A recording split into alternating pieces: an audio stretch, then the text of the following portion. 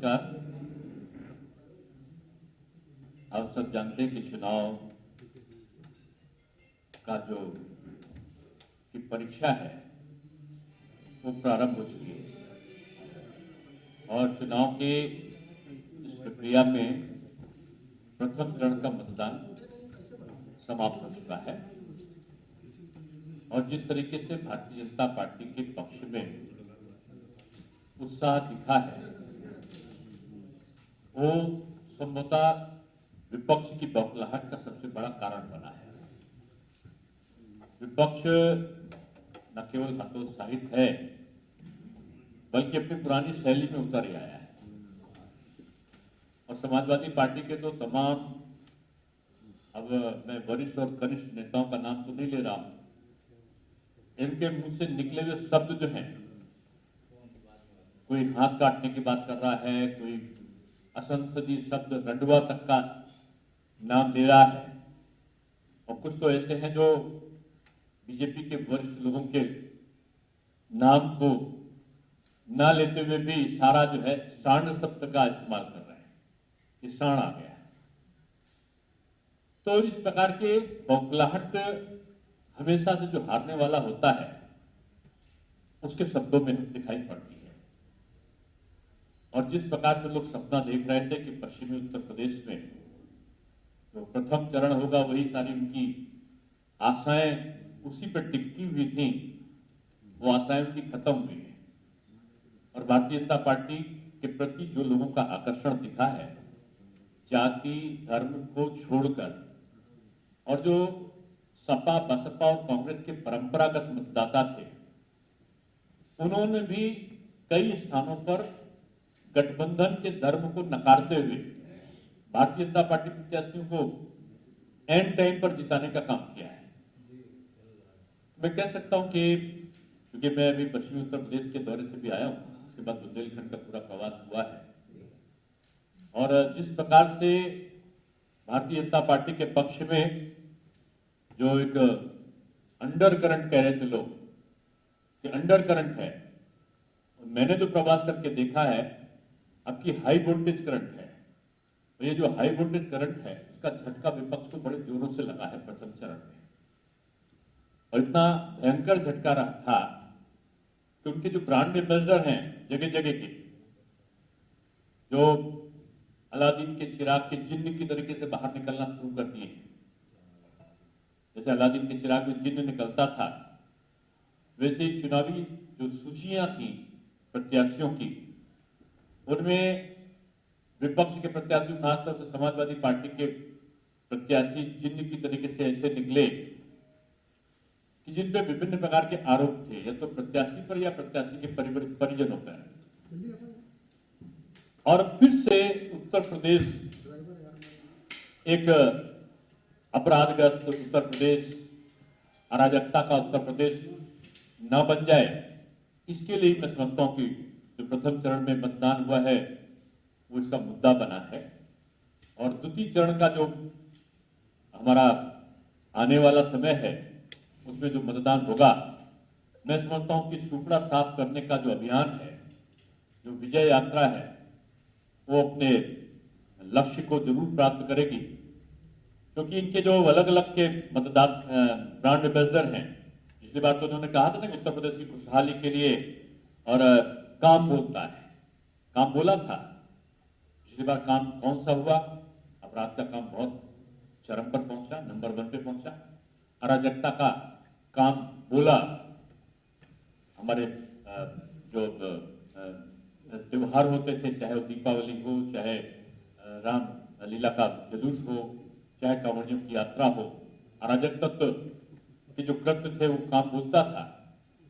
और अब जो है नई जो जोड़ी है, तो जोड़ियां बहुत सारी बन गई हैं और बहुत सारी जोड़ियों के बनने के बाद जो बेमिल गठबंधन है उसकी परिणति यह हुई कि एक नया ट्रेंड दिखाई पड़ा। जैसे पिछली बार बसपा के और सपा के प्रत्याशी जहां पे थे वहां बसपा के प्रत्याशियों ने बीजेपी को वोट दिया, जहां बसपा के प्रत्याशी थे वहां सपा के लोगों ने बीजेपी को वोट दिया। पश्चिमी उत्तर प्रदेश में यही ट्रेंड दिखा है।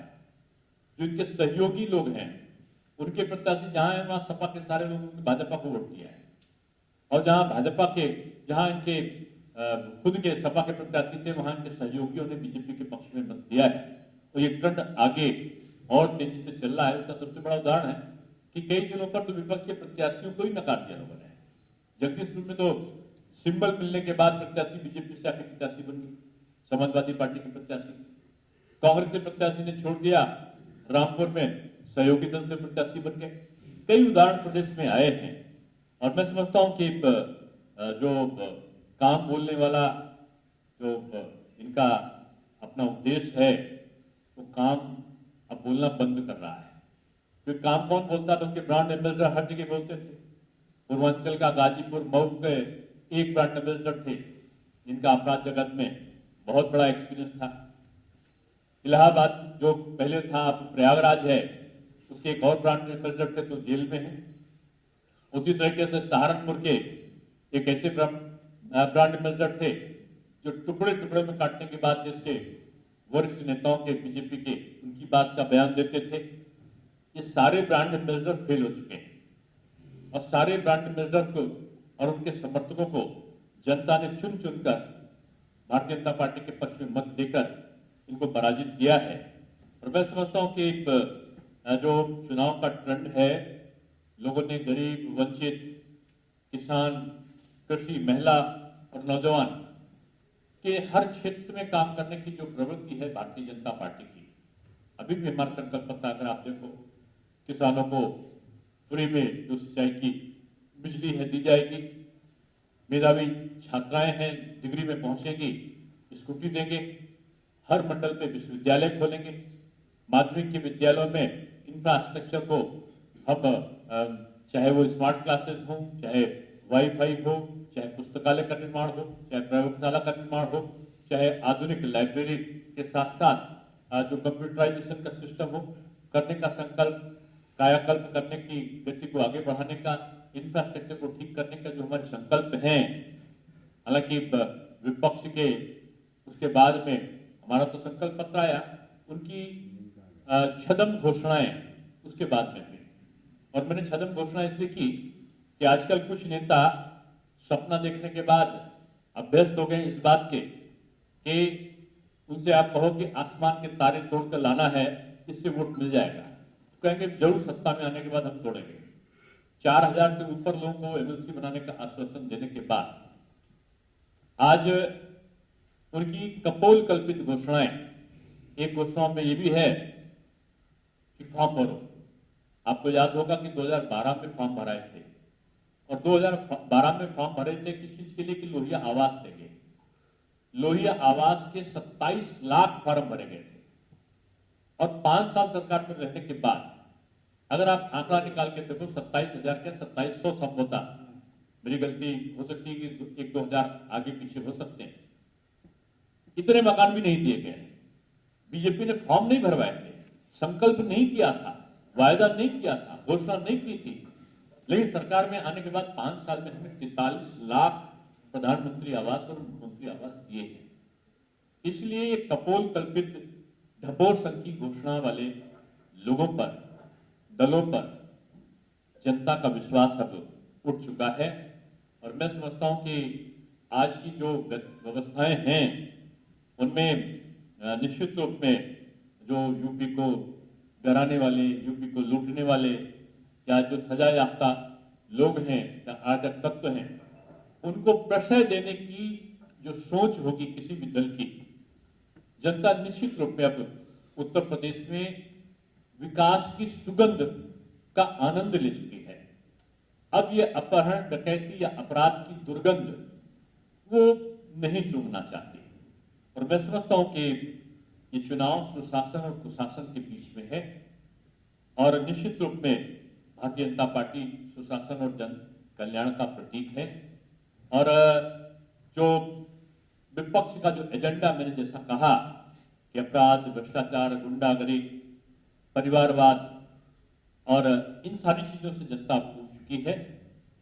और जिस प्रकार का मैंने पहले कहा कि अब की अंडर करंट 2017 की यात्रा में मैं निकला था, और तमाम जिलों में मेरे कार्यक्रम करने का मुझे अवसर मिला था। और मैं समझता हूं कि बहुत सारे कार्यक्रमों में विगत 2.5 महीनों के बीच में तो काफी कार्यक्रम और ज्यादा हो गए, 5 वर्षों में तो बहुत सारे किए ही थे। लेकिन मैंने जनता का सकारात्मक पक्ष भारतीय जनता पार्टी के बारे में जिस प्रकार से मैंने देखा है, मैं आपसे फिर से कहना चाहूंगा कि विद्युतीय मतदान का जो चरण है वो भारतीय जनता पार्टी की विजय यात्रा को और मजबूत करेगी, विपक्ष को और अधिक हताश करेगी। और 7वां चरण आते आते, अंतिम चरण आते आते जो सुपड़ा है, मैंने पहले परिभाषित किया था कि सपा मतलब साफ से साफ, पा से पार्टी। बसपा अपने अस्तित्व के लिए लड़ेगी और कांग्रेस का निर्गमन अस्तांचल की ओर होगा, राजनीतिक अस्तांचल की तरफ होगा। और भारतीय जनता पार्टी अपने पिछले रिकॉर्ड को, जीत का जो रिकॉर्ड है, वो स्वयं तोड़ेगी। सपा, बसपा, एमआईएम और कांग्रेस, ये चारों दल मिलकर भी 3 अंकों में इनका योग नहीं होगा। और 10 मार्च को मैं कह सकता हूं कि सुशासन का और एक प्रकार के एक उत्तर प्रदेश के को सर्वोत्तम बनाने के संकल्पित भावना का सूर्योदय होगा। और जो अपराध है, अपहरण है, दंगा है, संप्रदायवाद है, परिवारवाद है, इसकी भावना का सूर्यास्त होगा। सर, ओवैसी का एक ट्वीट है कि इंशाअल्लाह एक दिन हिजाबी प्रधानमंत्री बनेंगे। अब मैं कहता हूं कि हे भगवान, इस प्रकार की सोच से इस हिंदुस्तान को, हमारे उत्तर प्रदेश को बचाए रखना, मैं भगवान से प्रार्थना करता हूं। और हमारा सबका साथ और सबका विकास, यही हमारा नारा है और इसी पे हम आगे भी चलेंगे।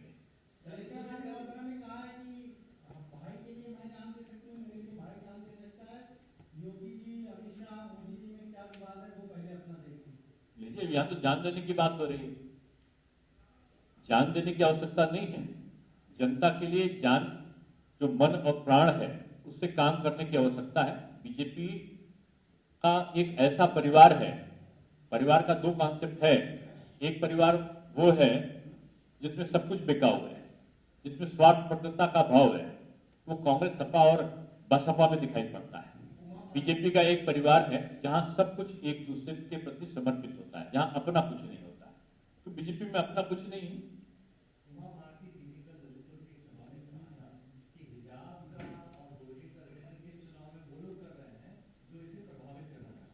निश्चित रूप में पोलराइजेशन करने का पहले काम समाजवादी पार्टी खुद से करती थी और बहुजन समाज पार्टी और कांग्रेस भी करती थी। बहुसंख्यकों के बारे में किसी न किसी प्रकार का आपत्तिजनक शब्दों का प्रयोग और अल्पसंख्यकों के बारे में किसी न किसी प्रकार का उत्तेजक भाव पैदा करने वाले शब्दों का प्रयोग ये करते थे। और इनके लिए बड़े बड़े जगहों से पता चलता था कि जो फरमान है वो जारी हो जाते थे। अब की फरमान जारी नहीं हो रहे हैं। अब की इन्होंने अपनी बी टीम बुलाई है हैदराबाद से, और इनके लिए जो उन्माद पैदा करने का काम कर रहे हैं वो एमआईएम के चीफ ओवैसी जी कर रहे हैं। और मैं समझता हूं कि 10 मार्च के बाद उनकी इस प्रकार की विचारधारा का अंत अपने आप में हो जाएगा। और 10 मार्च के बाद ये याद रखें कि योगी जी बिल्कुल मुख्यमंत्री बनाने के बाद अगला दौरा जो होगा वो हैदराबाद का ही होगा, और हैदराबाद में भी भारतीय जनता पार्टी का परचम लहराएगा, ऐसा मैं मानता हूं।